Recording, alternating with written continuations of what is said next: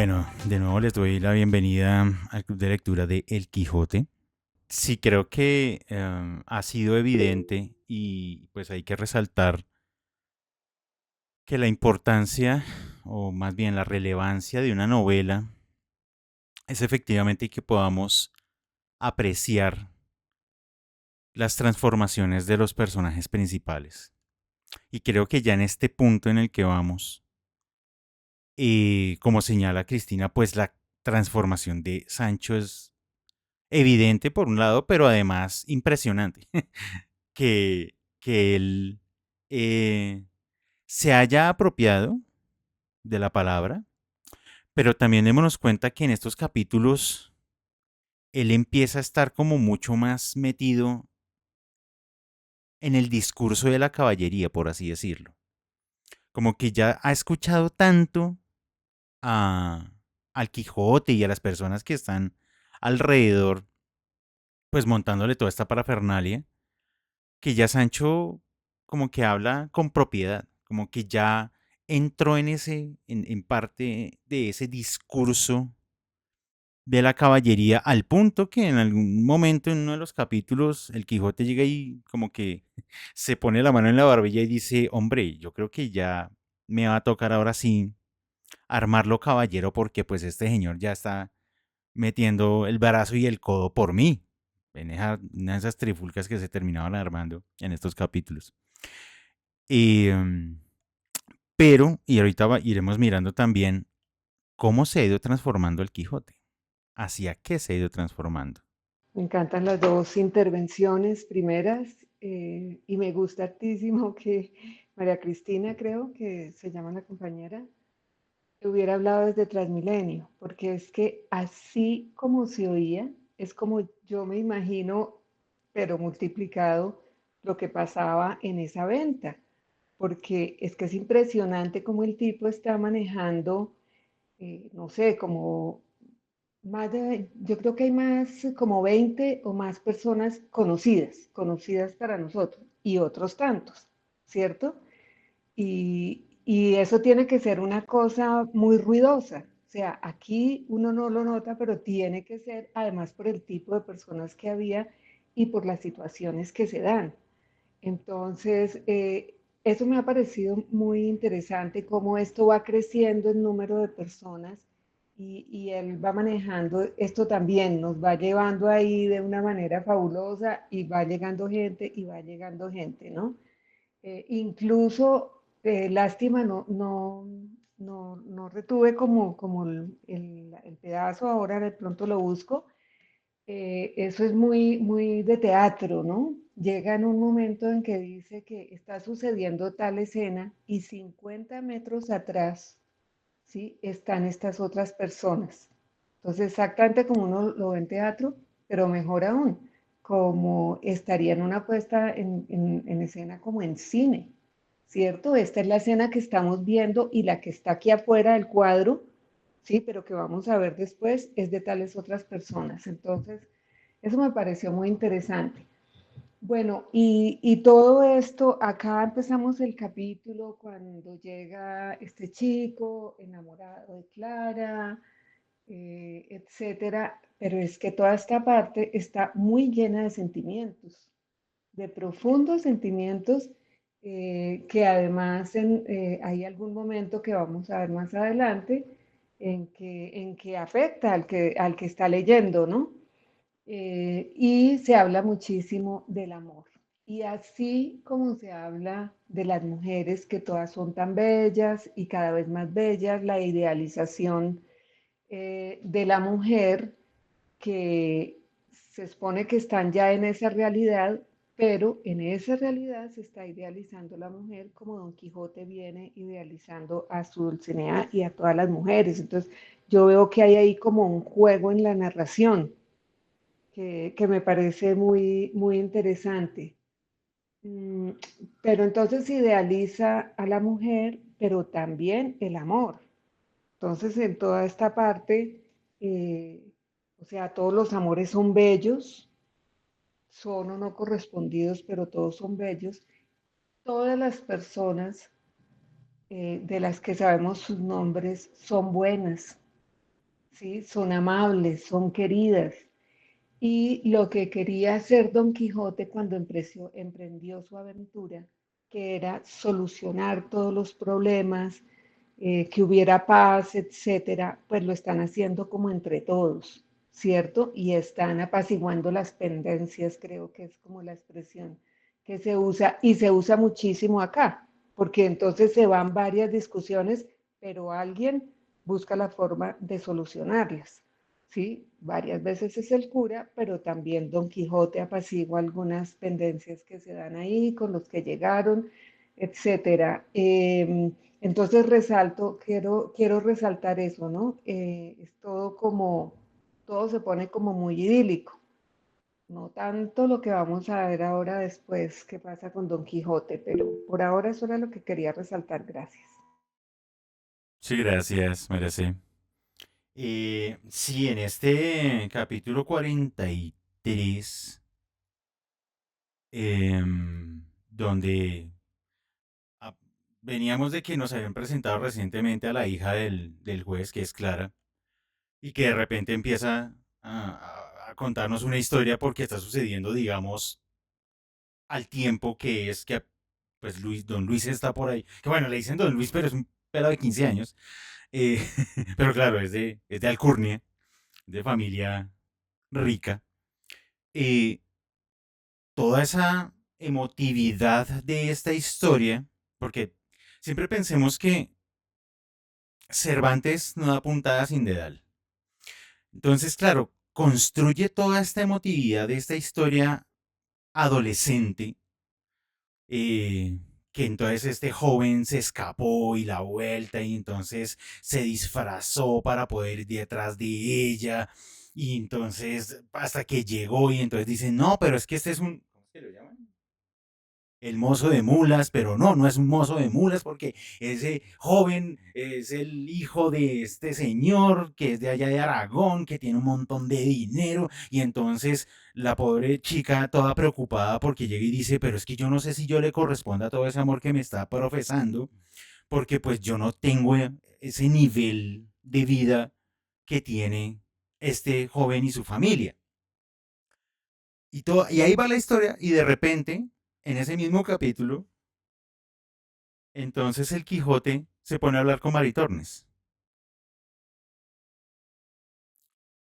Y es como hacer un paralelo de nuevo de esa emotividad entonces ahora expresada por el Quijote, en donde, claro, Don Luis es el que está idealizando a Clara. Porque entonces era eso, desde allá abajo y gritándole a la ventana, eso le cantaba y le cantaba y le cantaba y ella como que miraba y se asomaba y decía, pero quién sabe, porque ella decía, pero es que este señor ni siquiera me ha visto. Pero pues, y ahora está aquí, porque, o sea, me persiguió y me alcanzó y está aquí escondido aquí entre la gente. Y hace de pronto de nuevo ese juego de espejo Cervantes con la charla entre Maritornes y el Quijote. Y entonces el Quijote pues sigue construyendo su gran idealización, que es Dulcinea. Y entonces, pues ya ahora sí está exacerbadísimo este señor porque dice que no, es que mejor dicho, allá al otro lado lo que me está esperando es la gloria. Claro, es el juego de esas ideas, o sea, claro, el amor ha sido idealizado en toda la novela, desde muchos frentes, pero acá en este momento, en este capítulo en particular, como que nos lo está mostrando ya así de frente y sin miedo de hasta qué punto puede llegar el nivel de idealización de una persona y qué es capaz de hacer esa persona por lograr su objetivo. Don Luis está ahí metido y bueno, ahorita sabemos que luego también lo están persiguiendo a él porque lo estaban buscando. Bueno, esto es toda una policíaca, pero bueno. Y por su lado, pues obviamente ya teníamos referentes de la idealización del Quijote respecto de Dulcinea, que pues ya previamente en otros capítulos, pues él había hecho toda una larga exposición en donde además él había dicho como, cuando le habla a Sancho como, sí, no, yo entiendo que usted conoció a la real, pero pues no, o sea, yo amo esa la que yo tengo en mi cabeza. Y no es como, señor, señor, ¿hasta dónde vas a llegar? Y bueno, acá creo que también se desenchipa por ese lado. Nayarit, te escuchamos. Sobre ese último punto que acabas de mencionar, no amamos todos a una persona que tenemos en nuestra cabeza, o sea, nunca conocemos a la persona tal cual es. Pues así como diga, ay, hay un astigmatismo que hace que los defectos se vean más tenues de lo que realmente son. Hasta que uno se le quita el astigmatismo y tiene un golpe de realidad. No, yo quería hablar de Maritornes. Yo no sé por qué, pero, o sea, de estos capítulos que leímos, ese personaje, ¿qué? O sea, yo decía, pero ¿por qué tiene que ser tan cruel? O sea, a qué clase de persona se le ocurre jugar así con un anciano, pues con un adulto que se ve avejentado y aparte de eso que está loco y que sabes que está loco, o sea, sabes de su indefensión. Me parece que, o sea, de verdad, Maritornes me parece un personaje que es cruel innecesariamente y entre las dudas que me genera su presencia en el relato y la trascendencia que tiene, siempre está si se trata de uno de estos arquetipos que hacían parte de lo caballeresco o si es más bien una crítica o un señalamiento a los comportamientos de, de las mujeres de cierta clase social. Si es una forma como de mostrarnos que las mujeres que no son de lo que llamaríamos en el contexto quijotesco de alta cuna, que sean así perversas, mañosas, crueles, sí, porque es que no solo es, o sea, hay puntos en los que no es solo ella, sino también pues se le junta a su madre y que tienen otros intereses, o sea, mientras que las mujeres que parecen ahí excesivamente bellas, aparte de excesivamente bellas, tienen un contacto constante con la riqueza, mientras que estas que son las hijas del ventero no son pobres, pues porque el señor de la venta, o sea, tienen una casa propia, como mínimo, que es más de lo que podemos decir de la mayoría de los que estamos acá. Eh, Tiene casa propia y tiene un negocio. Estas mujeres hacen parte de ese negocio, o sea, son propietarias, o por lo menos tienen posibilidad de ser propietarias. Y sin embargo, no tienen como ese montón de cualidades que le pintan a las otras, ¿sí? A Dorotea, a Clara, o sea, todas tienen, pues, aparte de la belleza más belleza, las virtudes más virtudes, mientras que estas son perversas, o sea, no dice que sean unos bodrios, pero tampoco dice que sean las bellezas más bellezas. De hecho, hay como una referencia a que es Don Quijote quien las ve más bellas de lo que realmente son. Sí, o sea, ninguno de los otros está como interesado en ellas, precisamente porque no son tan atractivas como pues la mujer más bella de la mujer más bella de la mujer más bella que están ahí metidas. Entonces me genera como mucho ruido, tengo un grillito en la cabeza con Maritorme, ¿por qué es tan cruel? ¿Por qué esa hazaña con este hombre? Porque además todas las maldades se las hace a él.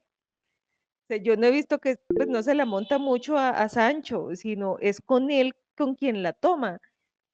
Y pensé muchísimo en lo que se debe sentir estar colgando de un brazo, sí, o sea, colgando un brazo y como a punto de tocar con los pies el suelo cuando ya el Rocinante se mueve.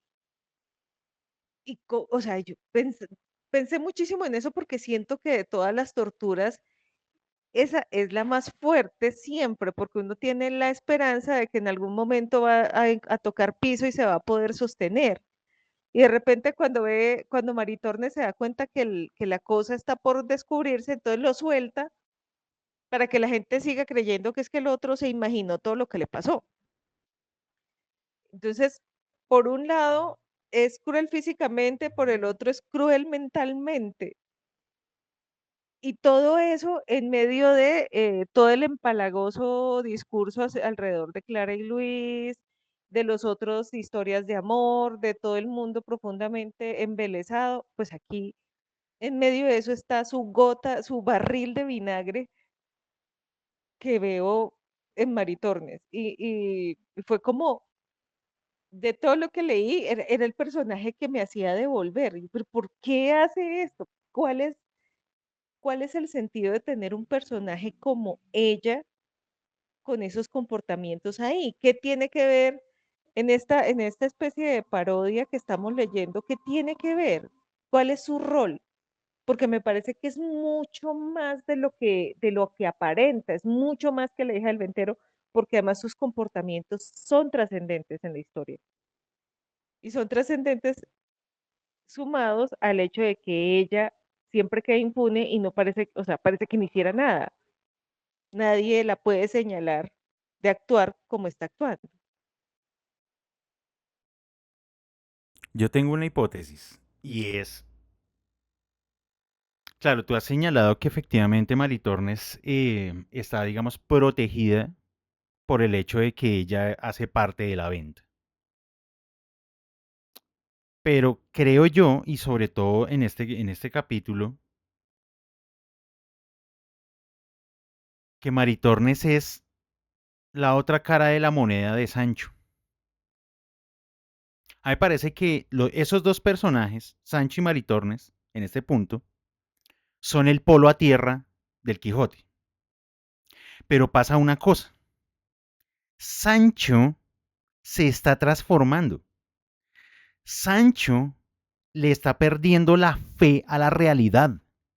Está dudando profundamente de la realidad, de lo que él sentía que era el lugar más seguro que tenía, que era lo que yo veo es lo que es. Esa era su certeza. Yo estoy viendo las cosas, por ende esa es la realidad. Pero el problema es que a Sancho ya le montaron tantos discursos encima que el pobre ya no sabe qué es lo real. Al punto que en un momento, sabiendo lo que está pasando y entendiendo lo que está pasando, prefiere guardar silencio. Porque él ya no sabe qué decir.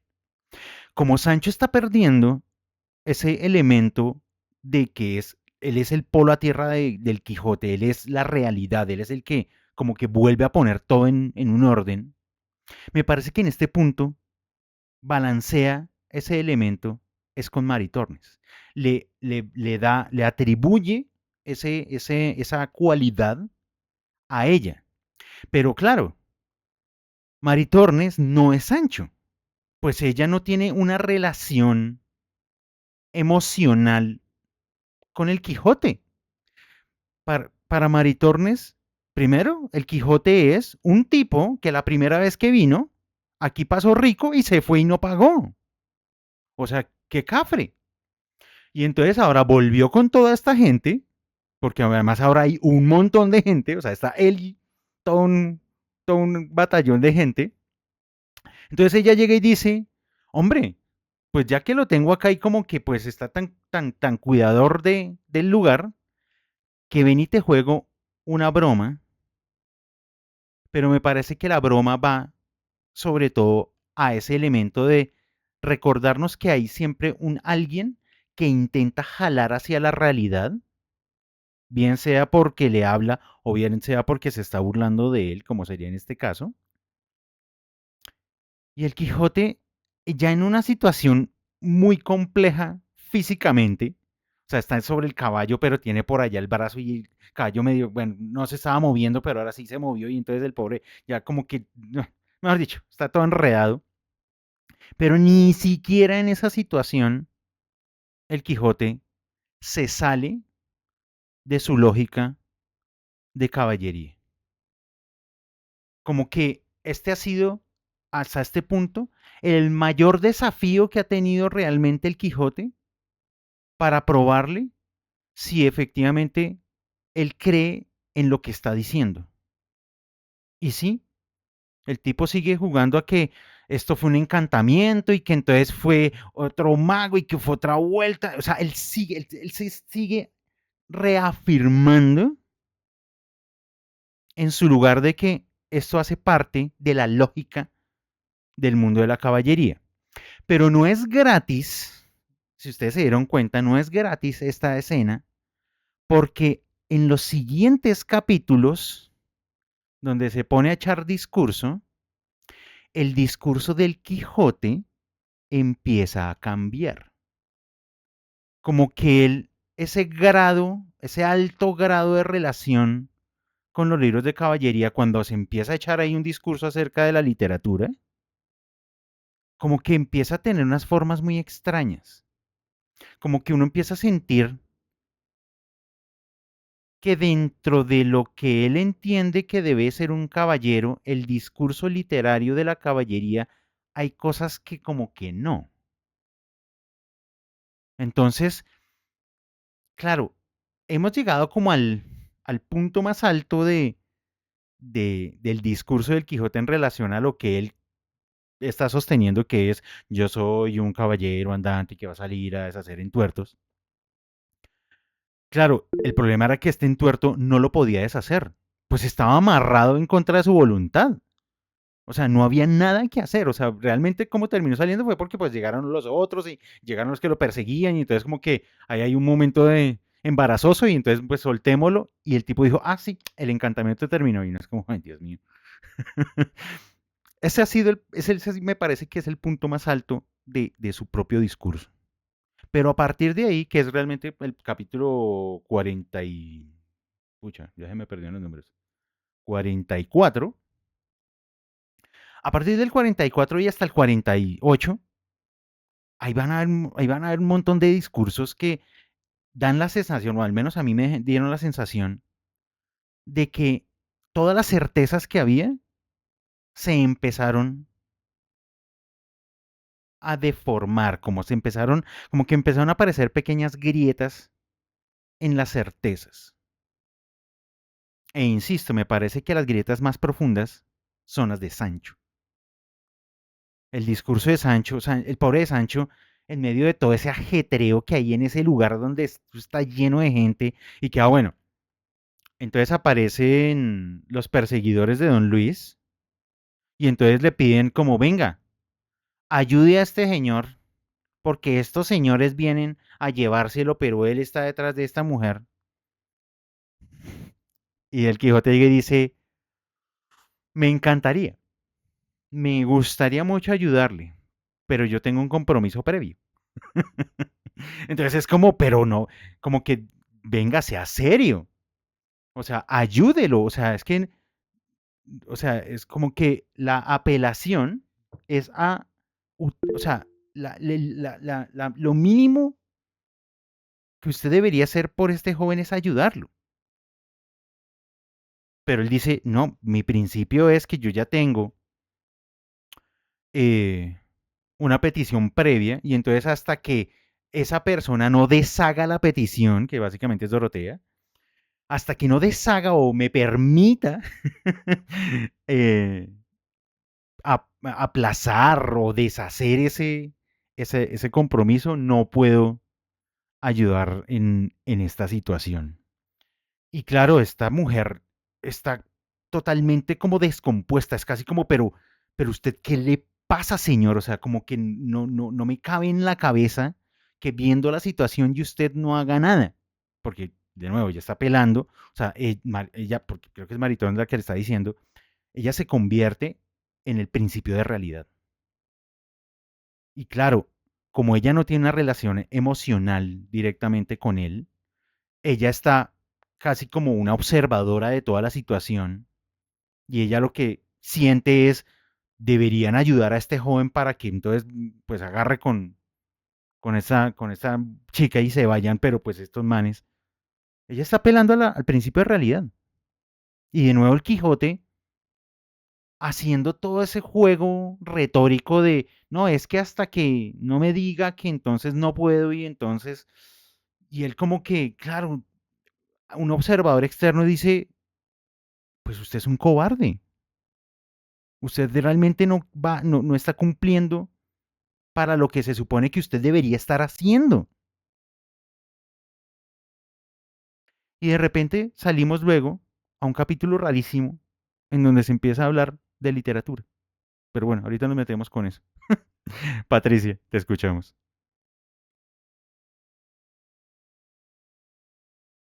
Buenas, sí, evidentemente estoy muy de acuerdo con lo que tú comentas, que el Quijote, voy a decir algo muy coloquial, está que tira la toalla, está que tira la toalla, y si mal no me acuerdo, es que estaba buscando el pedacito donde habla de que dijo, no, no, no, yo tengo que pedir primero permiso a la reina ¿cómo es? Mi comicona. Micomicona para ver y ella pues claro, se lo concede y tal, y después se va, pero creo que yo no sé si venía un escudero o me confundí, y entonces le dice, ah, no, no, no, no, pero ya no, eso es de escudero, escudero, yo no puedo.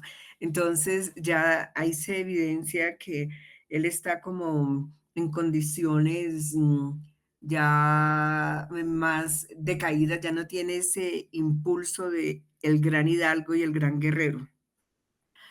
Con respecto al tema de que lo deja Maritornes colgado,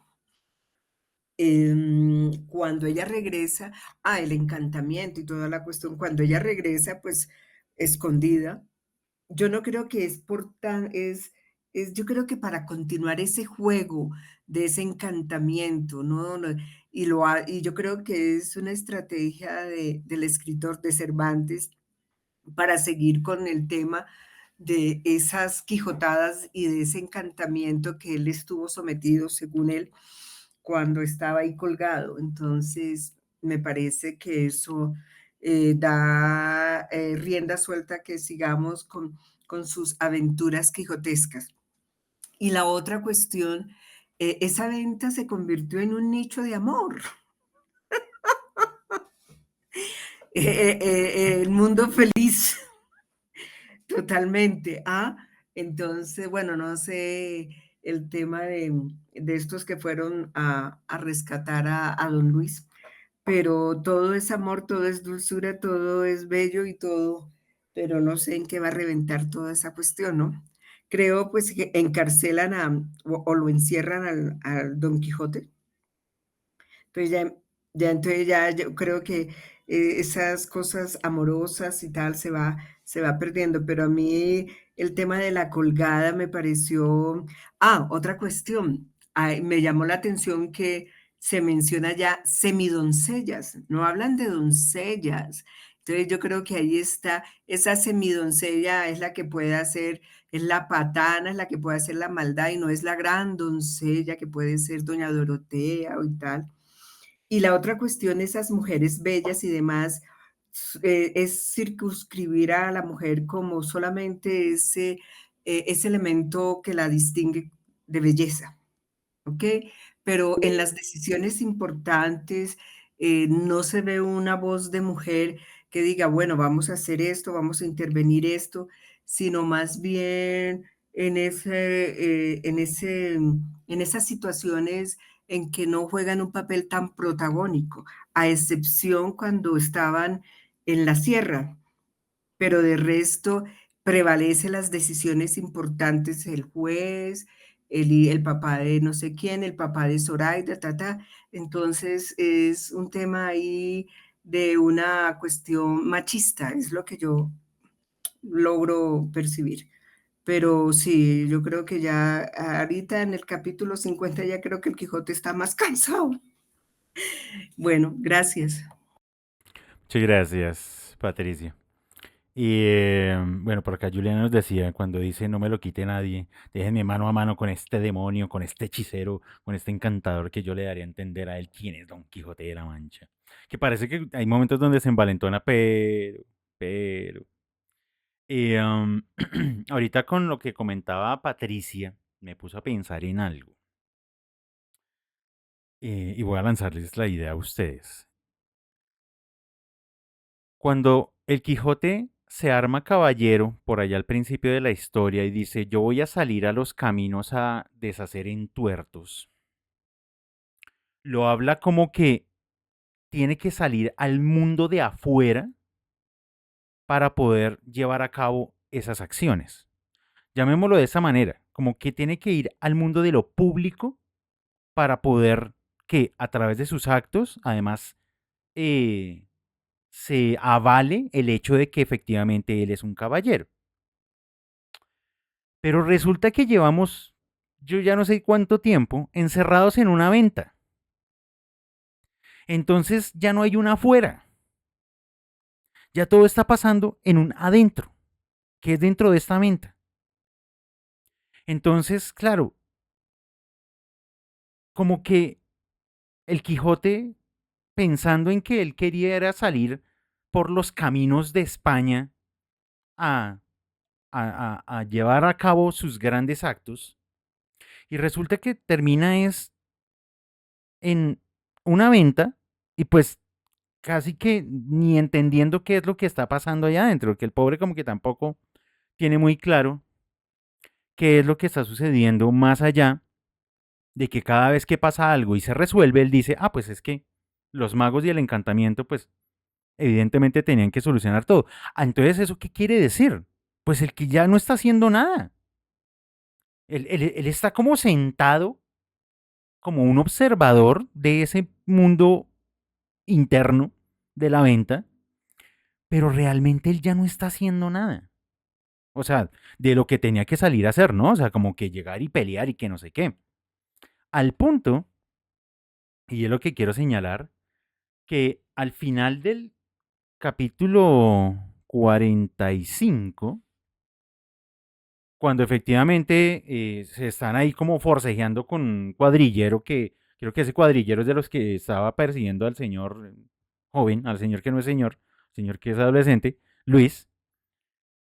Y en ese forcejeo y que entonces don Fernando ahí como que lo separa y todo, el Quijote, como ya no está haciendo nada, lo que sí está haciendo es echarnos discursos. Y entonces nos dice lo siguiente. Venid acá, gente soez y malnacida. Saltear caminos llamáis a dar libertad a los encadenados, soltar a los presos, socorrer a los miserables, alzar a los caídos, remediar a los menesterosos. A gente infame, digna por vuestro bajo y vil entendimiento de que el cielo no os comunique el valor que se encierra en la caballería andante, ni os dé a entender el pecado e ignorancia en que estáis al no reverenciar la sombra, no digo ya la presencia, de cualquier caballero andante. Venid acá, ladrones en cuadrilla, que no cuida cuadrilleros, salteadores de caminos con licencia de la Santa Hermandad. Decidme, ¿quién fue ignorante que firmó ese mandamiento de prisión contra un caballero como yo soy? ¿Quién el que ignoró que los caballeros andantes están exentos de todo fuero judicial y que su ley es su espada, sus fueros, sus bríos, sus pragmáticas, su voluntad? Porque claro, recordemos que en esta extraña historia policíaca, porque o sea, es que aquí hay un policíaco rarísimo, entran a la venta y dicen, estamos buscando a este señor. Y apenas, ¿cómo es el señor? Es así, tan, tan, tan, tan, tan, tan. Ujú, sí, se parece a él.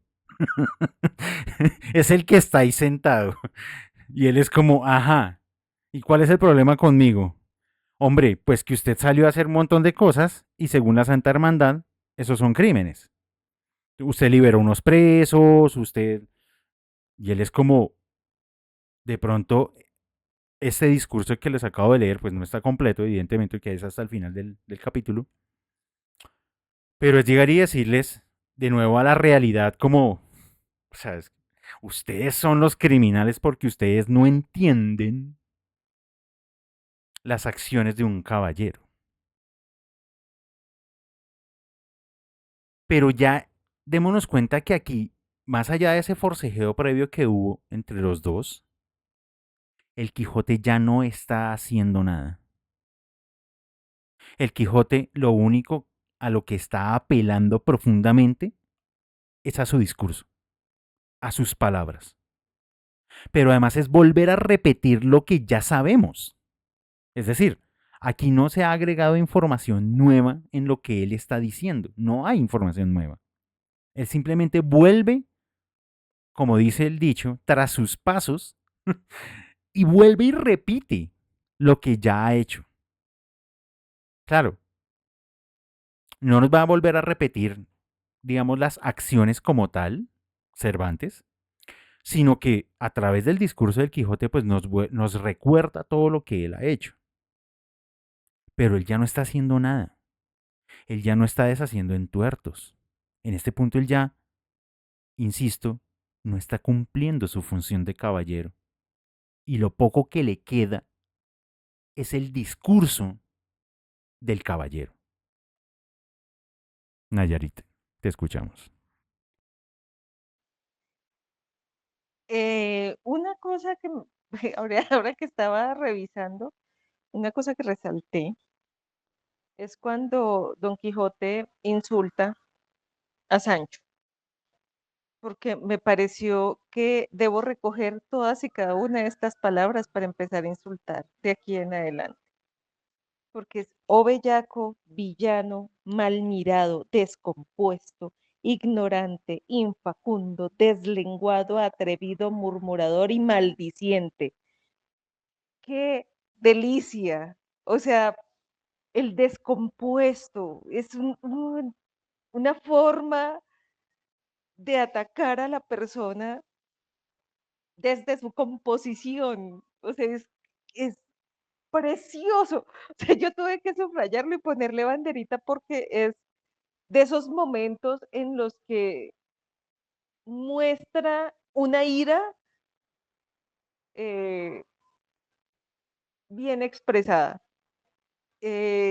Ahí sentí que en ese momento, pues a mí después de que me digan todo eso, yo no le vuelvo a hablar a ese señor. O sea, Sancho es muy, muy, muy noble, porque yo a mí esto de infacundo, ignorante, murmurador y maldiciente, o sea, son todas cosas tan horribles y tan bonitas al mismo tiempo. O sea, yo que soy de los tiempos de la gonorrea, esto pues es una cosa que se siente en la lengua. Sí, se paladea, son unos insultos que se paladean. Y a la par de eso, volviendo a los cuadrilleros,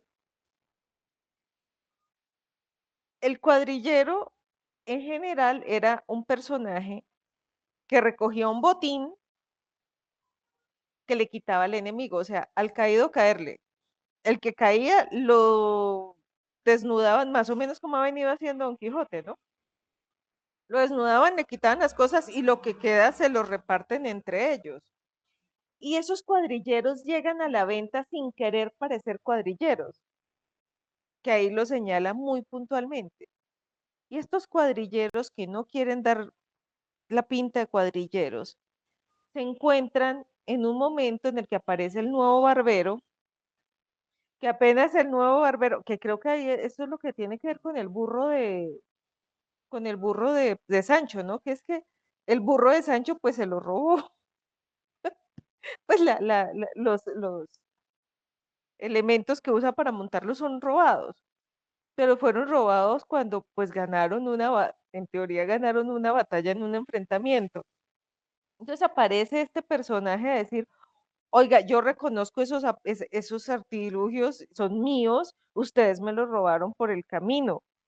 Y cuando están hablando de eso, que se empiezan a pegar todos contra todos, eh, es que al uno se le ilumina el foco y dice, un momento, sí, a mí me suena que nosotros acá tenemos una orden de captura, bueno, de aprehensión, contra un personaje de estas características que curiosamente se me parece a este señor. Y cuando pausan es que dicen, pero ¿cómo así que se parece a este señor? O sea, ¿de qué lo acusan? Y él no, de soltar a unos presos.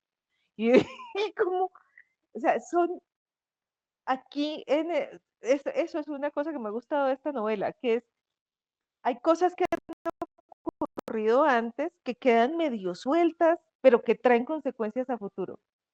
Sí, porque yo ya había olvidado cuando el otro dejó libres a estos reos, los quería llevar para donde Dulcinea, le dijeron suertes que le digo, y antes le cascaron, pues mal, le pagaron mal. Después de eso, aparte de que le pagaron mal los presos que liberó, le quedó una orden de captura que se la manda la Santa Hermandad. O sea, estamos en un escenario complejo porque ya hay una autoridad que pide la cabeza de Don Quijote. Y hubo un punto cuando aparecen, bueno, cuando ya como que se calman los ánimos de la pelea y empiezan a hablar de, pues el bacín ese que se robaron, que era nuevo, y cómo Don Quijote dice que eso no es un bacín, sino que es una cosa como finísima y de oro, y el otro dice, no, es otra cosa.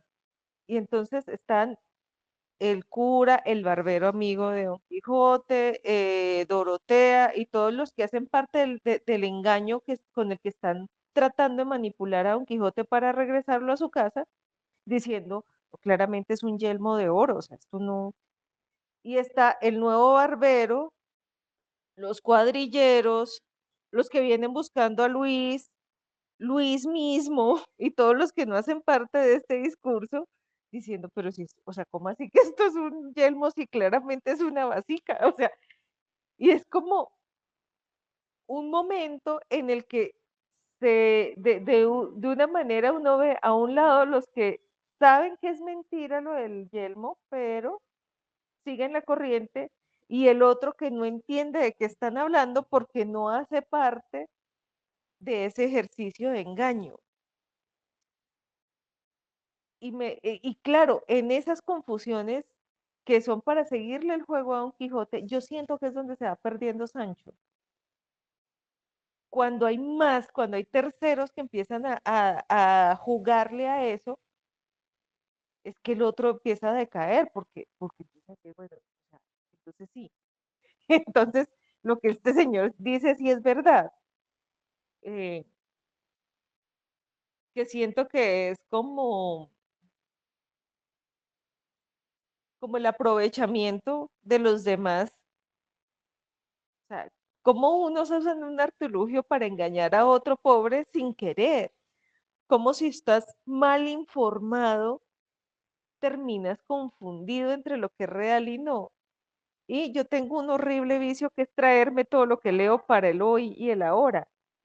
Y pienso exactamente en eso, o sea, en que constantemente estamos entre unos que dicen una verdad y otros que dicen otra, y lo que nosotros vemos, y todo el tiempo estamos como Sancho sin saber si de verdad es lo que ellos dicen o lo que yo estoy viendo, que es contrario a lo que ellos dicen.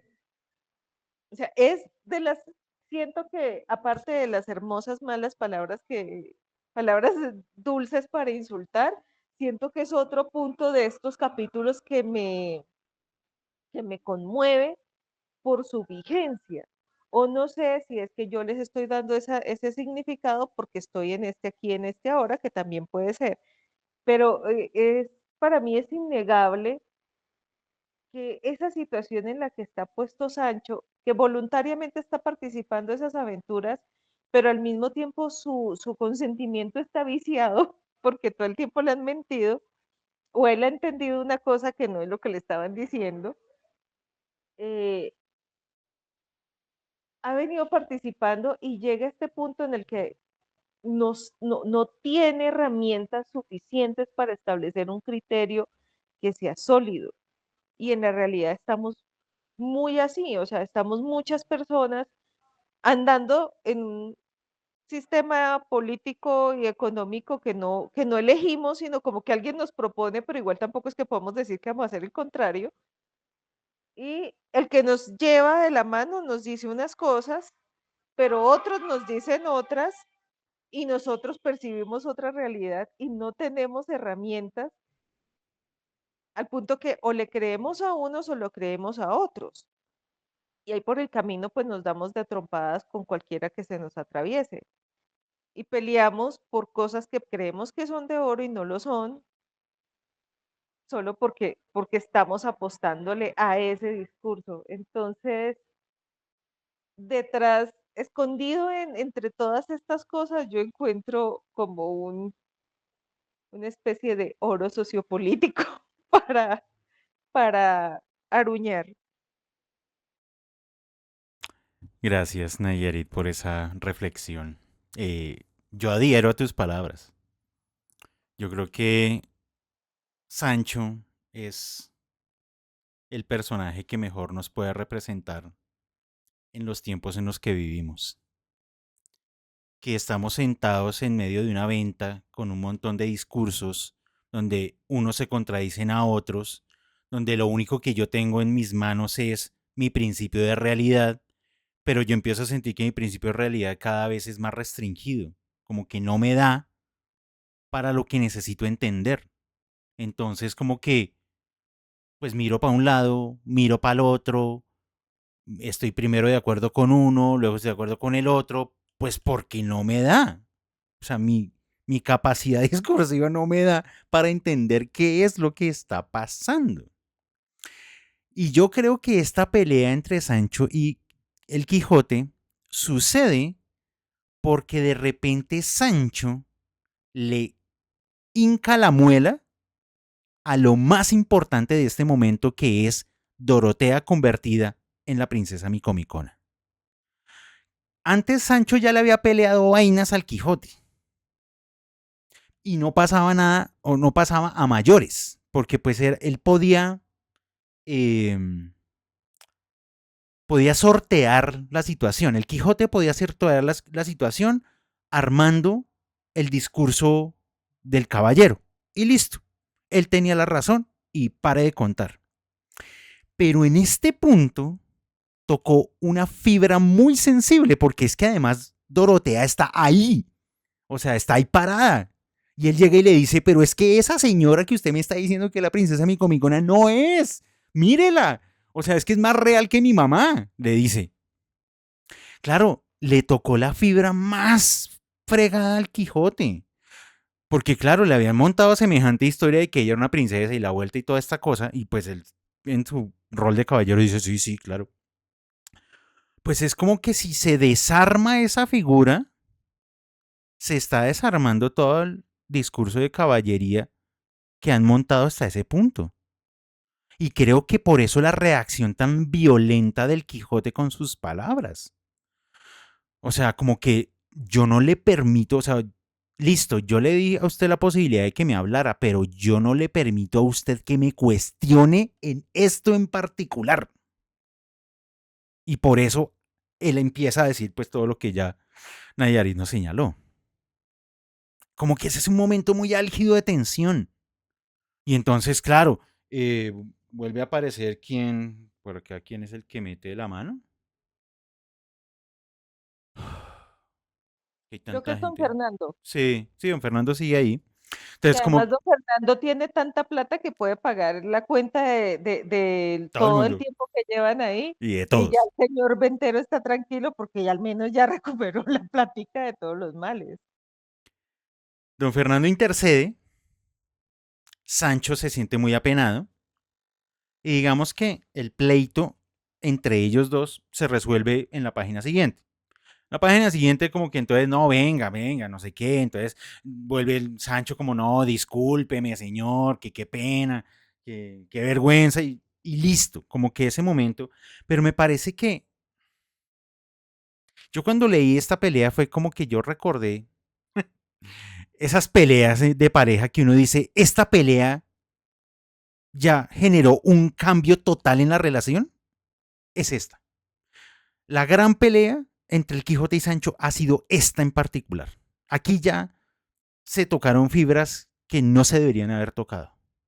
Y que aquí en adelante, insisto, para la lectura que he hecho para hoy, ellos se empiezan a transformar muchísimo, muchísimo, a partir de ese punto. Por eso, claro, no es, o sea, a mí me parece que Cervantes no quiere simplemente como enemistarlos, ¿no? Pues finalmente son caballero y escudero, o sea, ellos no pueden perder esos roles dentro de la historia. Pero lo que fundamentalmente los está uniendo es lo que fundamentalmente los está separando. Que es que el Quijote solamente tiene el discurso de caballero y que Sancho, escuchando todas las versiones que ha escuchado, ya no sabe o ya le cuesta más discernir dónde está ubicada la realidad. Y eso creo que en encuentros anteriores yo lo había traído a colación. Que claro, o sea, el problema que nos está presentando esta novela, como de una manera global, es nosotros cómo podemos saber qué es lo real. A veces es difícil establecer qué es lo real si, o sea, si solamente nos quedamos con las acciones y los hechos, a veces nos quedamos cortos. Pero a veces sin hechos, sino a través de un discurso, yo puedo terminar configurando una realidad. O peor aún, pasan unas cosas, pero el discurso les da un significado diferente. Pensemos en lo de las bolsas estas de vino y que era la cabeza del gigante y todo esto. Como que en algún punto, como que la novela me ha ido llevando a hacernos pensar que, como lectores, que la realidad es un constructo de discurso, que no hay un hecho verídico totalmente, sino que finalmente la realidad se termina construyendo a través de los diferentes discursos. Y creo yo, esa es mi hipótesis, que por eso necesita que la venta esté llena de gente. Porque no es simplemente un discurso, un único discurso el que termina construyendo una realidad, sino es como varios discursos interactuando en un mismo espacio y creo que por eso ya no están sucediendo las acciones allá en la calle, allá en los caminos, sino al interior de una venta. Porque nosotros no vivimos en la calle, sino en pequeñas ventas llenas de discursos. Entonces, ¿qué terminamos haciendo al interior de nuestras pequeñas ventas? Crear nuestras propias realidades a través de nuestros discursos. Lo que pasa es que hay un personaje que está supremamente angustiado porque pues no entiende qué está pasando. O sea, es como que, pero ¿cómo así? ¿Cómo así que primero es y luego no es y luego sí es y luego pasa una cosa pero es la otra y me dicen que esto es magia pero yo no veo la magia? Ahí hay un personaje que está supremamente confundido.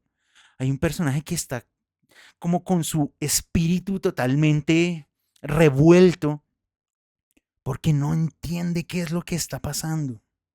Cada vez se le dificulta más. Y cada vez obviamente eso le genera una angustia que pues lo hace reaccionar. Sancho es él. María C., te escuchamos.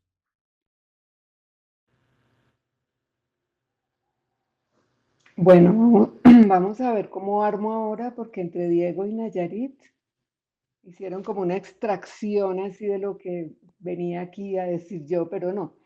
No, mira, es que cuando tú hablabas de cómo cambió el Quijote y cómo prácticamente su asunto de caballería ahora se remite al discurso, ¿cierto? Pues cuando yo estaba leyendo esto, a mí me llamó mucho la atención cuando él dice que le va a pedir permiso a la princesa Micomicona, porque eso me hizo como aterrizar en que él ya no es el que era, porque ahora depende de ella, ¿sí? Es en su discurso, pero también en lo que le dijeron. Y entonces él no puede tener iniciativa. Él ahora depende de ella porque él va para donde ella va, que no sabe realmente qué es, ¿cierto? Es otra imaginación allí, es otra ficción que le crearon y entonces él ahora, él cree en esa ficción. Entonces ha dejado de tener iniciativa y hay varios párrafos acá en el que se ve muchísimo eso. Entonces, yo creo que tiene mucho que ver con eso y voy entonces ahora a lo que ustedes dijeron de lo de Sancho, ¿sí? O sea, es tan grave que Sancho le hable de Micomicona por eso, porque es que él depende de eso. Y no solo, digamos, eso ya no está solo en su cabeza, sino que estas otras personas se lo dijeron. Ya hay un contexto, ya no es él solo, es un contexto que le está diciendo, mire, esto es la posibilidad que tiene usted ahora de su vida. Entonces, cuando va Sancho y le dice semejante enormidad y se la dice con tal seguridad, pues el tipo queda totalmente descolocado.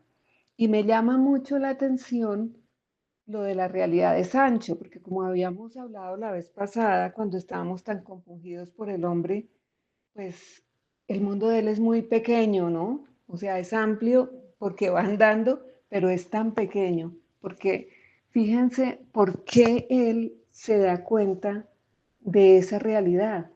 Él no tiene ni idea de todas esas historias de Dorotea y toda esa gente.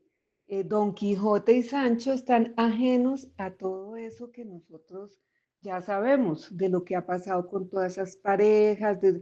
Ellos no tienen ni idea de todas esas historias porque Sancho está como afuera cuando cuentan esas cosas y Don Quijote está durmiendo, cuando hacen la apuesta en común. O si no, ellos se ponen al día, pero entre unos. Se reúnen dos y dos y se ponen al día. Se van poniendo al día y estos dos están totalmente ajenos. O sea que ellos siguen con su cuento. Pero ¿por qué se da cuenta Sancho? O sea, eso es genial, porque como así que vio a Dorotea allá con el pico, con el tipo, ¿cierto? Y entonces dice, pero es que eso no es propio de una princesa. O sea, ella no es. Entonces, es esa pequeña realidad la que se lo dice.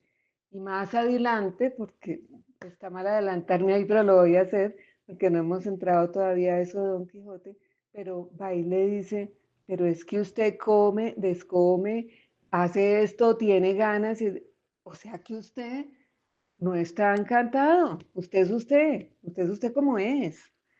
Entonces son pequeñísimos detalles los que le dicen a Sancho que que lo que está sucediendo no es realmente lo que está sucediendo, ¿sí?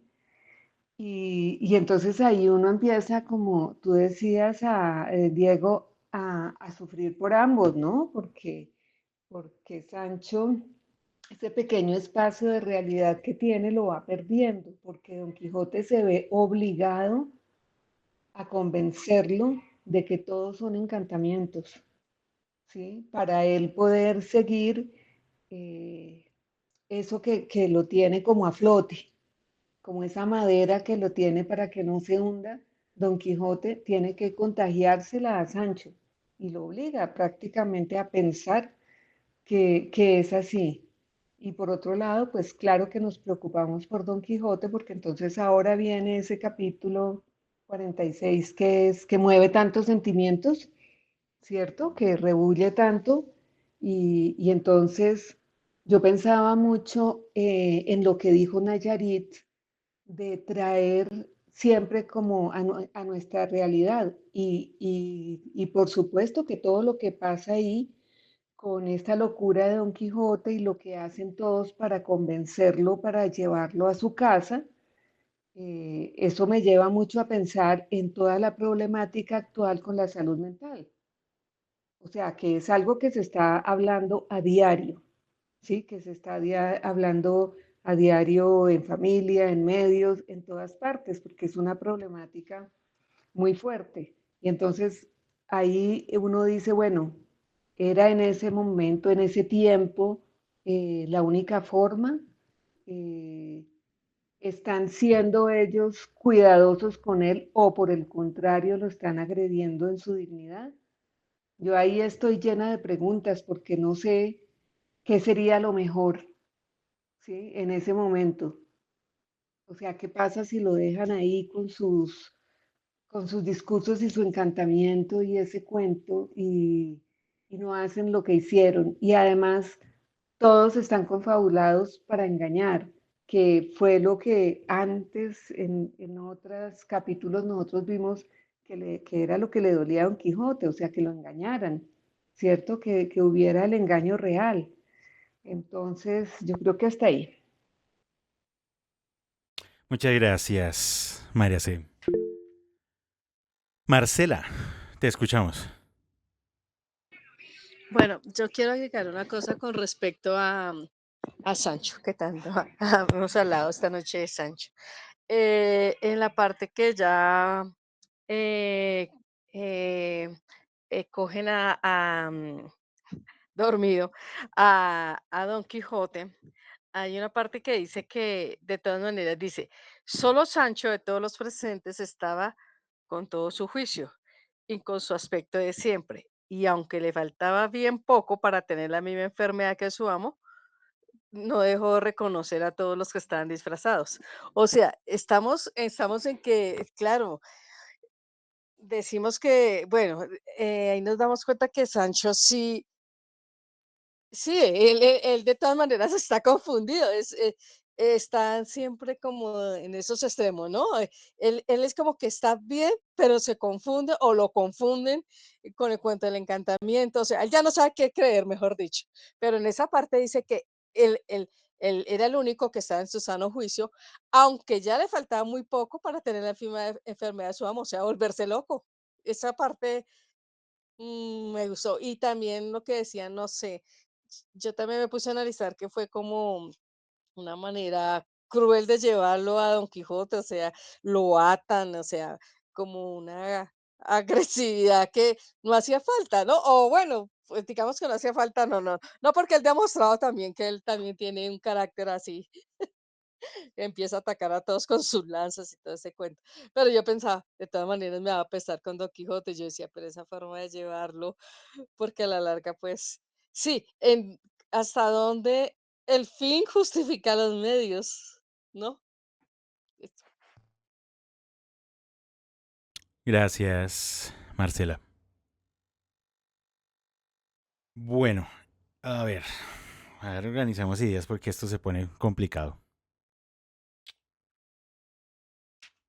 En medio de todo lo que está sucediendo, volvemos a hablar de los textos, de los libros, de las novelas. Y nos recuerdan, en lo que están hablando, que nosotros ya habíamos pasado por otra novela, la novela del curioso impertinente. Y que justo encontraron otra novela, que es la novela de Rinconete y Cortadillo. Y yo cuando vi eso, yo me asusté. Que yo dije, estamos muy cerca del final como para que me monten otra novela dentro de la novela. Yo dije, no, pero es que si lo hacen en este punto ya, esto uno empieza a sentir que es como los alargues de las películas o de las series hoy en día. Que entonces uno dice, no, ¿qué me van a meter? Ya es un relleno. Porque pues, hombre, ¿cómo es posible que ya al final de la primera parte me van a contar otra historia completa? Pero no, no sucedió. Pero suceden varias cosas a partir de ese encuentro de esos documentos. Entre ellos, y a ver si lo encuentro, una de las cosas que pasa ahí en ese capítulo es que definitivamente Sancho va a expresar su gran inquietud. De la siguiente manera. Bueno, dice, cuando el canónigo oyó hablar al preso y al libre en semejante estilo, estuvo por hacerse la cruz de asombrado y no podía saber lo que le había acontecido, y en el mismo asombro cayeron todos los que venían con él.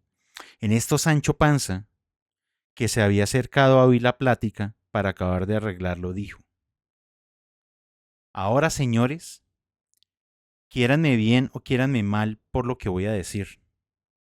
El caso es que mi señor Don Quijote va tan encantado como mi madre. Él tiene su entero juicio. Él come y bebe y hace sus necesidades como los demás hombres y como las hacía ayer antes que lo enjaulasen.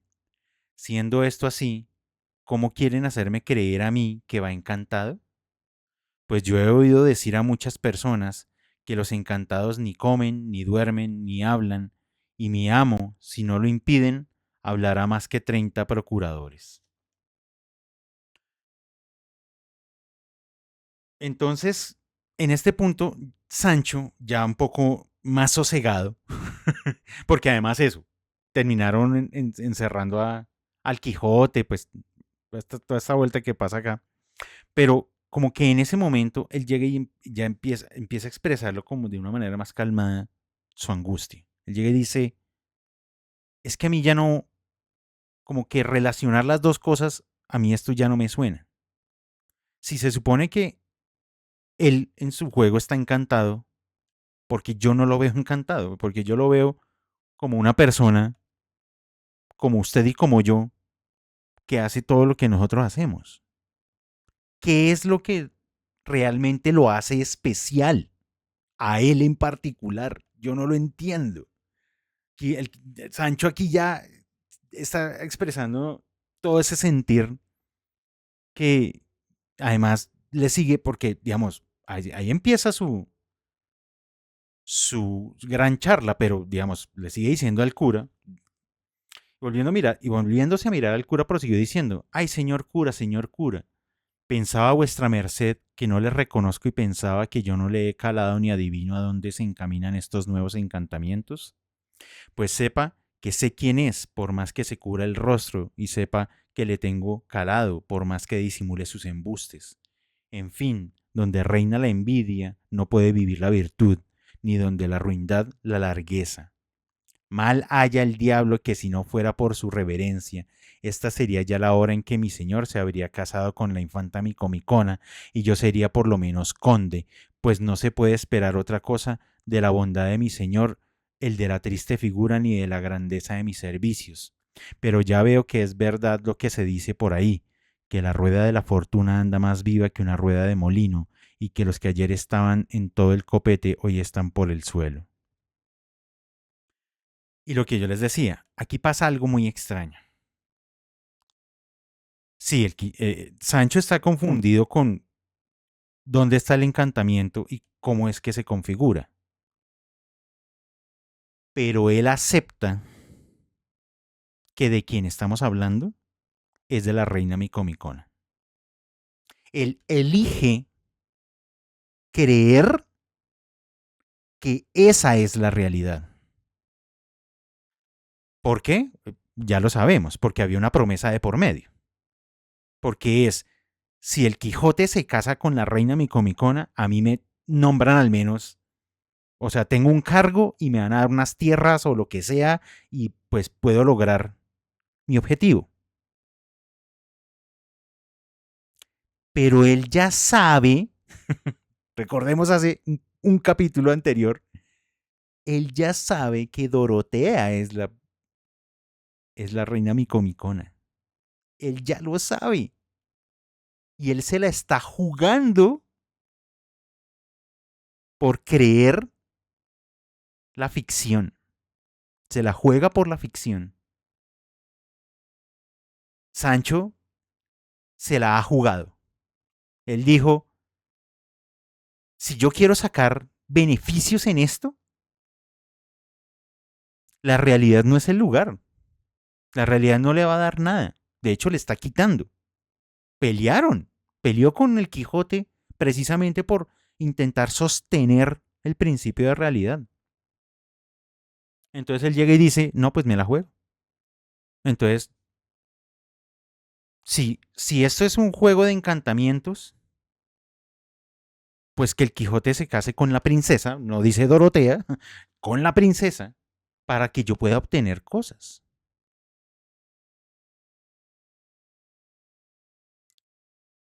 Luego termina diciendo, lo siento por mi mujer y mis hijos, pues cuando podían y debían esperar ver a su padre entrar por la puerta hecho gobernador o virrey de alguna ínsula o reino, lo verán entrar hecho mozo de caballos. Todo esto que he dicho, señor cura, no es más que para encarecer a su paternidad que haga examen de conciencia por el maltrato que se le da a mi señor, y mire bien no le vaya a pedir Dios en la otra vida cuentas de esta prisión de mi amo, y se le carguen todos aquellos socorros y bienes que mi señor Don Quijote deja de hacer en este tiempo que está preso. O sea, Sancho está intercediendo por la libertad del Quijote para que él continúe siendo caballero. Claro, y entonces ahí el cura le dice, apaga y vámonos. Que además me sorprende lo antiguo que es ese dicho. O sea, la pregunta es, ¿qué apagaban? ¿Las velas? No tengo ni idea. Pero bueno, me sorprendió ver ese dicho ahí. Yo dije, pues, es abogado del Quijote. Sí, claro, o sea, es decir, aquí hubo un giro extrañísimo. Como les digo, este es el punto de la gran transformación de los personajes. Y claro que tenía que suceder. Pues o sea, es parte de la esencia de una novela. Y es que efectivamente el Quijote se está quedando sin argumentos, pero el Quijote al perder sus argumentos, ¿a quién tiene? A Sancho. Y Sancho salió a defenderlo como buen escudero. Claro, ya no es el escudero del principio, del que cuidaba al viejo de que no le pasara nada malo y de que lo golpearan y de que le hicieran cosas. No. Ahora resulta que lo cuida en su discurso de caballero y está pidiendo por él. Libérenlo. Yo lo necesito libre para que él siga haciendo lo que hace y que cuando él lo haga, a mí me beneficie. Para que Sancho diga eso, él tiene que creer en ese mundo. Tiene que creer. No tiene otra opción.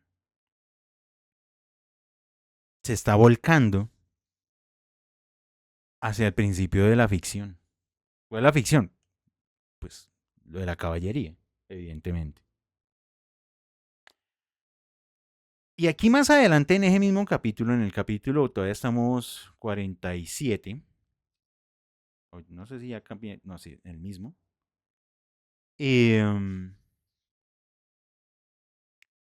Pues el Quijote está escuchando esa disertación y de repente el Quijote le suelta lo siguiente al cura. En verdad, señor cura,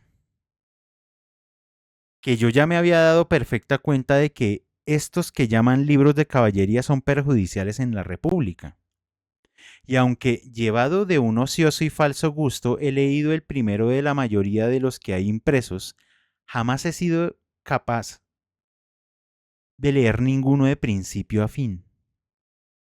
Porque me parece que el que más y el que menos, todos ellos son una misma cosa, y no tiene más este que aquel, ni este otro que el de más allá.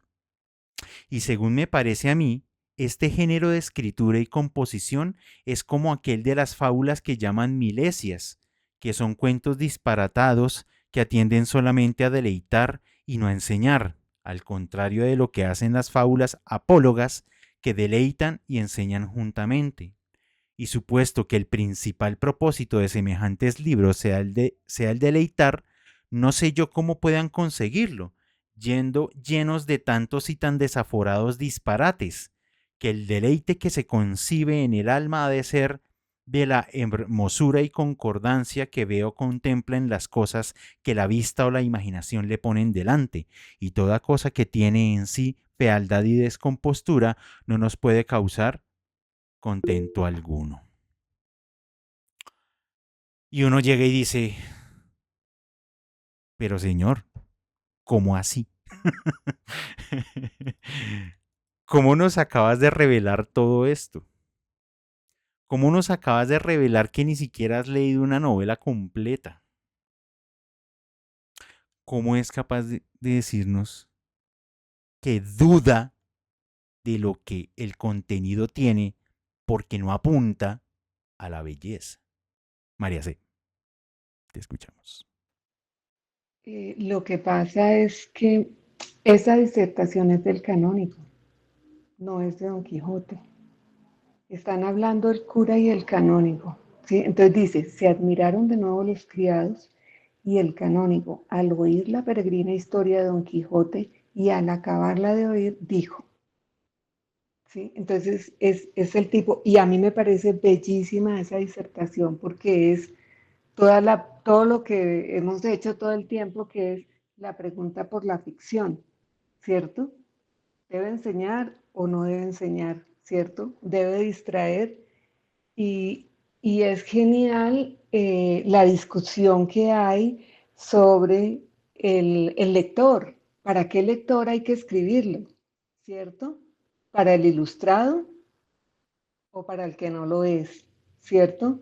Esa es una discusión larga y muy bonita, porque entonces tiene que ver con el lector y con el escritor, porque si es para el letrado, el ilustrado, son pocos, se van a vender pocos libros, ¿cierto? Si es para el que no lo es, que sería mejor que fuera para el ilustrado, porque entonces es más probable que sea arte, pero si no lo es, y se vende en abundancia y es para todos, es muy probable que no sea arte, ¿cierto? Que sea para distraer. Me pareció muy, muy bonita esa discusión y además porque cuando el cura dice, no, pues si yo cogí un día y con otros quemamos todos los libros de Don Quijote, quemamos todo, y el canónigo se le ríe y dice, no, o sea, y ahí es donde empieza como toda la discusión y a nombrar autores, libros, pero lo que más me gustó fue esa discusión sobre la ficción, sobre ¿hay un deber ser de la ficción o no lo hay? Es como la discusión que se da entre ellos y qué tanto ingenio debe haber ahí. Sí, si debe ser además como muy plana o no, porque también habla de eso, ¿cierto? De que si debe haber una estructura que no sea fácil de adivinar. Lo de los tiempos, por ejemplo, también lo habla, porque dice, ¿cómo es posible que aparezca una persona y está joven y en el capítulo siguiente, primero es un niño y en el capítulo siguiente es un viejo de barba? O sea, eso yo no lo entiendo. Entonces, no sé, es como de esos escritos que son de guardar, que son de mirar, que son de seguir estudiando y que no se explica a uno cómo cuando se habla del Quijote, así como ya habíamos dicho una vez, bueno, no hablan del papel que le da la mujer, ¿cierto? Tampoco hemos oído, digamos, no es lo que más se oye, que hable tanto el autor de su propio trabajo y de lo que significa ese trabajo para la sociedad. Entonces, a mí me encantó, pero además me llama la atención que todas esas disertaciones son como una ruptura, porque al lector le da muy duro lo que pasa, o sea, la escena de Don Quijote atado y en esa carreta, en una jaula horrorosa, es muy fuerte. Y entonces de pronto llega y rompe eso y entran con esa disertación, ¿cierto? Entra con lo que dice el Quijote, lo que está diciendo Sancho, y entonces la disertación es larguísima y se nos queda ya esa escena tan fuerte del Quijote en esa jaula. Ok, era hasta ahí. No, muchísimas gracias, María C. Sí, claro, claro, claro. De nuevo, creo que además Cervantes ya lo había hecho previamente, que era que cuando pasaban cosas muy duras, siempre había una suerte de corte o interrupción y el discurso de la novela pega un volantazo y empieza a hablarnos de literatura y de la ficción. Acá definitivamente pues es patente porque de eso es de lo que se está discutiendo entre estos dos personajes. Y que de hecho, efectivamente, como tú bien lo dices, el canónigo tiene una postura al respecto. Él dice, bueno, después de hasta los libros que menciona, dice, y si a esto se me respondiese que los que componen tales libros los escriben como cosas de mentira y que así no están obligados a mirar en sutilezas ni verdades, yo les respondería que la mentira es tanto mejor cuanto más parece verdadera y tanto más agrada cuanto más tiene de verosímil y posible. Se han de acoplar las fábulas mentirosas al entendimiento de los que las lean, escribiéndose de suerte que haciendo creíbles los imposibles, allanando las grandezas, suspendiendo los ánimos, admiren, suspendan, alborocen y entretengan, de modo que anden a uno mismo paso la admiración y la alegría juntas. Ahí está la tesis de cómo se puede armar una buena ficción según Cervantes, según el canónigo. Ahí está. Que creo, si no me equivoco, pues es la definición, y perdónenme el paréntesis, la definición de Aristóteles en la poética es esa. Es llegar y decir, usted en una fábula, usted tiene que mostrar las cosas más inverosímiles de manera posible. Si usted logra mostrar lo inverosímil como algo posible, esa es una buena obra. Entonces aquí lo que está diciendo es, pues claro, que la mentira es mejor cuando parece una verdad y que así se disfruta más. Entonces, démonos cuenta cómo nosotros en la discusión el día de hoy veníamos efectivamente del problema de Sancho en establecer para él qué es la verdad y qué es el encantamiento. Pues claro, que el encantamiento es la mentira. Y de repente, a través de otro personaje, nos resuelve el problema.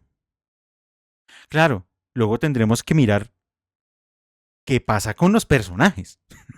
Porque claro, ya teóricamente, pues ok, hay una aclaración y hay una postura dentro de la novela de decir, pues es que lo más chévere es que una mentira parezca una verdad cuando estoy hablando de literatura. Ahora nos toca esperar, pues qué va a pasar con el Quijote y con Sancho. Nayarit, te escuchamos. Hola, en este punto yo resalto mucho que el canónigo lo primero que reconoce es que no se ha leído una novela completa, porque se trata de, a mí me trae muy al presente a esa clase de personas que se cierran a cualquier género literario, ¿sí? Lo desdeñan, medio ojean y ya lo juzgan. Y, siento que a eso le ha pasado como a la ciencia ficción, pues de donde nos originamos nosotros, ¿no? Que mucha gente cree que esto es solo extraterrestres y robots y naves espaciales. O de la gente que ve al Quijote hoy y dice, es un libro de, es un libro ladrilludo. O sea, es como que siempre ha estado presente esa noción de que yo veo por encimita un género literario o un arte y lo descarto. Y lo descarto por fantasioso, por insostenible, por... Ay, fue puta, mentira ya, creí que había dejado las llaves, perdón, por... porque lo desconozco, porque con lo que tengo ya es suficiente para hacerme a una idea y sin haberlas leído doy todo este discurso. O sea, yo cuando empecé a leer que el canónigo empezó a hablar de esa manera, pues es como si tú no lo has leído, si tú no lo conoces, si no te has acercado lo suficiente, pues criticarlo está muy paila, porque te faltan elementos para eso, para la crítica. Te faltan herramientas para poder dar un juicio. Y sin embargo ya diste un juicio por adelantado a partir de tu prejuicio. Entonces, eso me parece chévere que esté ahí expuesto porque además le dan una fuerza y una trascendencia en la discusión, que es muy rara. Eso es que estoy sacando la perra, entonces me toca desconectarme ahora. Pero ahí lo sigo escuchando. Gracias, Nayarit. María C. Pues es que toda esta parte sobre la ficción es tan interesante, o sea, no tiene desperdicio. Me gusta mucho cuando habla de las posibilidades de los personajes, lo que tú decías ahora de los personajes, ¿cierto? Entonces ya puede mostrarse astrólogo, ya cosmógrafo excelente, ya músico, ya inteligente en las materias de Estado y tal vez le vendría ocasión de mostrarse nigromante si quiere. Puede mostrar las astucias de Ulises, la piedad de Eneas, la valentía de Aquiles, la desgracia de Héctor, las traiciones de Sinón, la amistad de Eurialio, la prodigalidad de Alejandro, el valor de César, la clemencia y verdad de Trajano, la fidelidad de Sópiro, la prudencia de Catón, en fin, o sea, maravilloso. Y creo que es después cuando está la discusión sobre la comedia, o sea, que hay una parte que es muy específica sobre la comedia y me acuerdo que alguien hoy dijo que esto me parecía como lo que estamos leyendo, como escenas de tragedia griega, entonces, de verdad que me parece de muchísima riqueza. Y, bueno, y verso o prosa. Esa discusión final ahí está muy buena, ¿sí? Lo lírico, lo trágico, lo cómico, con todas aquellas cualidades que encierran en sí las dulcísimas y agradables ciencias de la poesía y de la oratoria, que la épica también puede escribirse en prosa como en verso. Entonces quería traer ese pedacito porque pues yo disfruté muchísimo toda esa parte, ¿vale? Gracias, Marce. El capítulo 48, donde empieza diciendo el canónigo, yo una vez quise escribir un libro de caballería, pero pues ahí me quedé como con 100 páginas y pues no supe qué hacer. Partiendo de ahí, de que efectivamente lo que señalaban a Yarid, claro, parece que no es un buen lector, o al menos no un lector asiduo, de esos de que empieza una obra y termina, sino como que él es el lector que dice, yo agarro esta obra y si me engancha la termino y si no, pues no. Y ya. Y que a partir de ese ejercicio, él hace pues la reflexión que ya hablamos previamente de cómo sería una buena ficción. Pero ahora, efectivamente, en el capítulo 48 aparece el tema de la comedia. ¿Por qué? O sea, bueno, primero ya sabemos que Cervantes nos había hecho esto previamente, ¿no? Que en un capítulo exponga una idea y que en el siguiente capítulo como que un complemento o la continuación de la idea.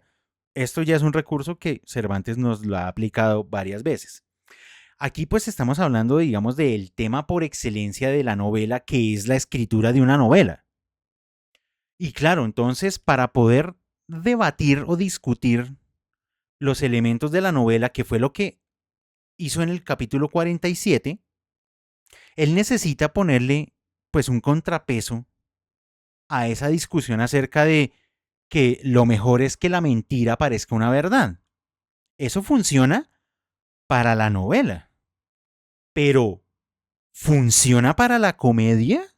Esa es la pregunta del capítulo 48. Entonces, por aquí, en la mitad de toda esta discusión, porque es larga, hay que decirlo, es básicamente todo el capítulo, Dice, y fundándose la comedia sobre cosa ficticia, atribuirle verdades de historia y mezclarle pedazos de otras sucedidas a diferentes personas y tiempos, y esto no con trazas verosímiles, sino con errores patentes de todo punto inexcusables. Y lo malo es que hay ignorantes que dicen que esto es lo perfecto y que lo demás son gollerías. Y si hablamos de las comedias religiosas, ¿qué de milagros falsos fingen en ellas? ¿Qué de cosas apócrifas y malentendidas atribuyendo a un santo los milagros de otro? Y de repente, Cervantes a través de este personaje, la imitación es lo principal de la comedia, nos dice aquí Puri. Claro, entonces aquí de repente como que empieza a cuestionar esa figura y decir, no, pero es que el problema es que la relación de la verdad con la comedia no es como con la novela. Y que al no ser de la relación de la misma manera, la gente puede empezar a creer cosas muy absurdas como verdades. Esa es como la contraparte de la literatura. Y creo que, de nuevo, creo que esta discusión ya la habíamos tenido por allá hace no sé cuántas sesiones acerca de cómo leer un libro de ficción. Como un montón de verdades, pero que realmente yo sé que son mentiras, o un montón de mentiras que yo me las termino creyendo como verdades. Son dos maneras de leer bien diferentes. Y que eso va a terminar afectando, pues básicamente es la discusión que están teniendo estos personajes, pues va a terminar afectando al lector. Entonces van a terminar lectores diciendo que hay cosas muy absurdas, pero que son unas verdades. Porque ese es como el juego del giro que termina haciendo la comedia. María C., te escuchamos. Yo recuerdo que en una de nuestras primeras sesiones del Quijote, Diego decía, vea, yo no sabía que se vendían los libros, sí, en esa época, o sea, como ahora, o cómo sería el asunto de esa venta. Y resulta que aquí, hablando de la comedia, tiene un párrafo que es como si fuera de hoy. Y dice, y no tienen la culpa de esto los poetas que las escriben, porque algunos de ellos conocen muy bien en lo que yerran y saben perfectamente lo que deben hacer. Pero como las comedias se han hecho mercadería vendible, dicen, y dicen verdad, que los empresarios no se las comprarían si no fuesen de ese jaez. Y así, el poeta procura acomodarse a lo que, a lo que le pide el empresario, que le ha de pagar su obra. Y que esto es verdad, véase por muchas e infinitas comedias que ha escrito un felicísimo ingenio de estos reinos, con tanta gala, con tanto donaire, con tanto elegante verso, con tan buenos conceptos, con tan graves sentencias y, en fin, tan llenas de elegancia y elevación de estilo que tiene lleno el mundo con su fama. O sea, qué párrafo tan bonito. Y por querer acomodarse al gusto de los empresarios, no han llegado todas, como han llegado algunas, al punto de perfección que requieren. Y si no estoy mal, estaba como hablando de Lope o algo así, no sé. O sea, pero y ahí sigue muy interesante, pero a mí también me sorprendió porque es como la crítica que hoy se hace a algunas editoriales, al mercado, pues al mercado del libro. Sí, totalmente de acuerdo. Aquí tal vez se nos escape de pronto las referencias puntuales, pero se siente evidentemente una crítica profunda, directa, puntual a algunos autores que se nota que están publicando masivamente o por lo menos en gran cantidad, pero que claro, esa cantidad se paga con la calidad del texto. Como que entonces esas comedias ligeras, claro, abundan hoy en día y entonces circulan masivamente, pero pues no tienen la gran calidad de lo que puede ser una obra pues como la que tenemos entre manos, que es una cosa monumental, que pide un trabajo mucho más, eh, más delicado y de mayor atención, a pesar de que me parece que eso es casi la paradoja de lo que estamos leyendo, pues lo que estamos leyendo es una comedia. Pero es una comedia no ligera, ¿sí ven? O sea, entre manos tenemos una comedia, pero no cae dentro de las comedias que está criticando acá, que son como esa obra que se hace muy rápido y que por la rapidez pues pierde calidad. Esta es, o sea, nosotros tenemos entre manos la gran comedia, básicamente. Y creo que eso es un poco, me imagino, lo que estará apuntando Cervantes como autor en esta crítica que está haciendo a propósito de esas otras comedias que no les dedican pues el trabajo necesario para que de verdad tengan la calidad de una verdadera comedia. Entonces, claro, aquí ya evidentemente Cervantes está echando línea durísima, a alguien le debe estar cayendo ese guante, eh, no lo nombra, que es muy curioso porque habiéndonos mencionado obras previas de autores previos, cuando manda el sablazo más duro, ahí sí ya no hay a quien lo reciba. Obtiene todo el sentido, evidentemente, o sea, Cervantes tampoco se va a meter pues en camisa de 11 varas a poner, qué sé yo, pongamos el nombre de Lope de Vega. Pues hombre, no, yo no me voy a echar de enemigo a mi propio contemporáneo en mi propia obra porque pues hombre, eso terminaría siendo pues un problema por ahí para mayores, pero que le está tirando un sablazo a alguien, se lo está tirando y se lo está tirando con toda la fuerza. Porque es efectivamente un capítulo y medio prácticamente, al menos el capítulo 48 en su totalidad, en donde hace toda esta exposición acerca de en qué consiste la literatura, en qué consiste la buena, la verdadera, la que de verdad tiene sentido y vale la pena leer. Que pues si lo pensamos, esa ha sido la discusión de toda la novela. Porque básicamente pues empezamos la historia con un señor que cogió un género, que es el de caballería, lo leyó y después de leerlo salió a hacer cosas. Y ahora llegando casi al final de esta novela, bueno, al menos en su primera parte, la reflexión es, bueno, y entonces, ¿qué vale la pena leer? Ya que tenemos aquí un ejemplar que es un señor que se terminó enloqueciendo por terminar leyendo un solo género, que es el género de la caballería, pues en el cierre de esta parte es empezar a reflexionar cuál es la literatura que vale la pena leer. Y pues en, en imbuido en el personaje tanto del cura como del canónigo, pues nos está diciendo varias cosas.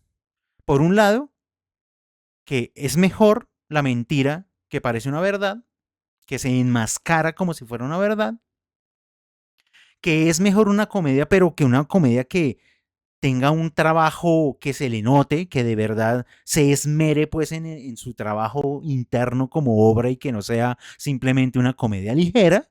O sea, está básicamente dando pautas de cómo es que a mí me gustaría que la literatura esté hecha para que yo como lector la pueda disfrutar. Eso es básicamente lo que está haciendo en este último capítulo para la sesión de hoy. Y cómo no podría salir de semejante entuerto, estoy hablando de Cervantes, que llegar y decir y volvernos a recordar que entonces Sancho y el Quijote estaban hablando acerca de que, mi señor, pero si usted está encantado, pues usted tiene que ir al baño. ¿Y entonces qué hacemos?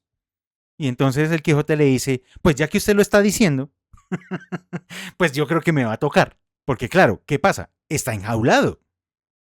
Y entonces enjaulado, si estuviera encantado, pues no tendría necesidades mundanas, porque pues él es un caballero salido de las grandes historias, y pues resulta que no.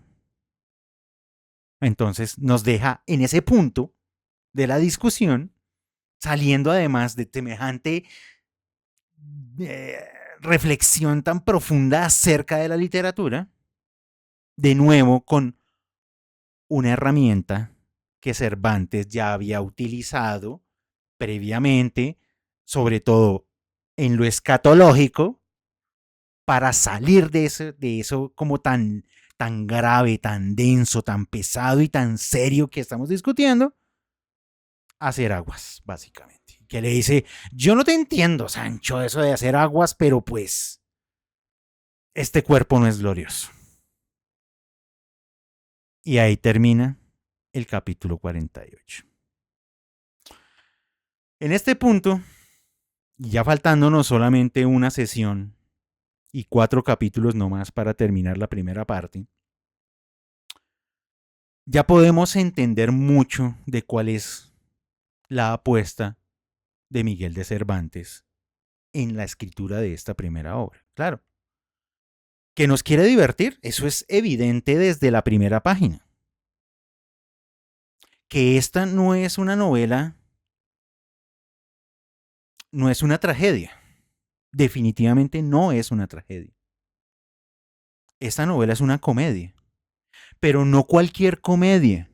Ojo, no una comedia ligera, ni más faltaba, no. Una comedia elaboradísima con un montón de detalles, con un montón de historias dentro de historias, con situaciones inverosímiles, pero yo me las termino creyendo, sintiendo como si esos personajes fueran reales, aunque yo sé que no existieron.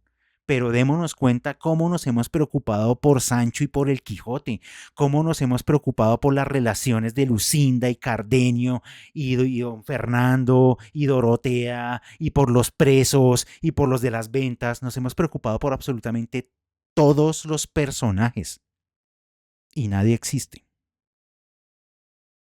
O sea que además de enseñarnos una manera de hacer literatura, nos lo está enseñando con la obra misma y efectivamente casi como que Cervantes podría estar corroborando hacia el final de su propia novela, llegar y decir, y vean que tuve la razón, porque he logrado generar un efecto en ustedes, lectores y lectoras de esta obra, porque les he hecho creer una mentira envuelta en algo que pareciera que es verdad. Al punto que, claro, hemos hecho extrapolaciones hasta este punto, como bien hace un rato lo hizo Nayarit, de pensar por fuera de la novela a nuestra realidad. Pero esto es una obra de ficción que nos pone a pensar en nuestra realidad.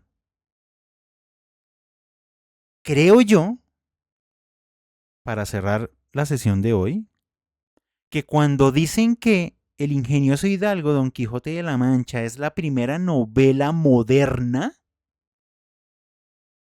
a esto se referían. A que era una novela que, construida a partir de un cúmulo de ficciones, nos pone a pensar en nuestra realidad. Porque si ustedes piensan en la novela de caballería, las novelas de caballería no me ponían a pensar en la realidad, porque eran cosas demasiado inverosímiles y lejanas a mi entorno y a mi vida. Quien leía una novela de caballería era como para empezar a dejar ir su mente, pero eso no tenía absolutamente nada que ver con su entorno y con su vida. Hasta que llegó este señor y llegó y dijo, partiendo de ese género que no te dice a ti absolutamente nada, voy a escribir una novela que te ponga a pensar en tu día a día. Creo que eso es lo que hace que El Quijote sea la primera novela de la modernidad. Además, obviamente, de todos los temas que ha discutido internamente, ¿no? El amor, la relación con el poder, la relación con la iglesia, todas esas discusiones que hasta este punto, y eso que no la hemos terminado, nos ha mostrado el Quijote de la Mancha. Damas y caballeros, nos queda una sesión. En 15 días tenemos de los capítulos 49 al 52. Ya, porque hasta ahí llega la primera parte. Entonces, como siempre, dentro de 15 días podemos hacer 2 ejercicios. Evidentemente, hablar de los capítulos que nos faltan e intentar hacer como una gran reflexión de cómo nos fue leyendo esta primera parte, si ya la habíamos leído o si es una relectura, de qué más encontramos o qué fue lo que nos brindó pues finalmente leer la primera parte o el tomo 1 del Quijote de la Mancha y hacer como una reflexión global de entonces qué fue lo que encontramos, bien sea por primera lectura o por haber hecho ya una relectura de esta obra. No creo equivocarme de decir que igual, más allá de lo que haya pasado, nos hemos divertido. Que habiendo logrado superar el gran escollo que era el lenguaje de esta obra, pues cuando uno se mete en la obra, uno entiende qué es lo que está pasando. Y que efectivamente no tenemos que depender ni necesitar los pie de página de las ediciones más academicistas o académicas que puedan existir en el mercado. Pues damas y caballeros, entonces en 15 días nos encontramos en este mismo enlace a la misma hora para cerrar con broche de oro la primera parte del Quijote de la Mancha. Pásenla bueno, descansen, terminen Muchas la gracias. lectura y nos vemos Nos vemos. en 15 días. Gracias. Gracias. muy Gracias. interesante. Chao a todos. Chao, chao.